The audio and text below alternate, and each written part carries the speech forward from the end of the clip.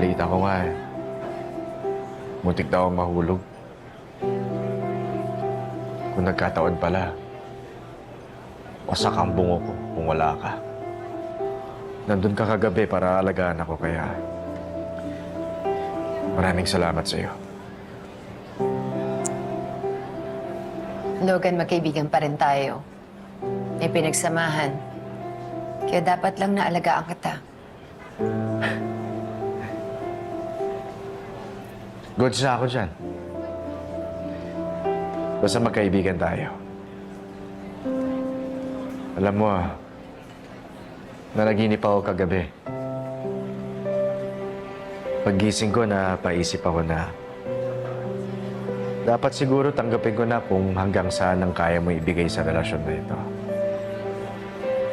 Gaya ng pagkakaibigan natin.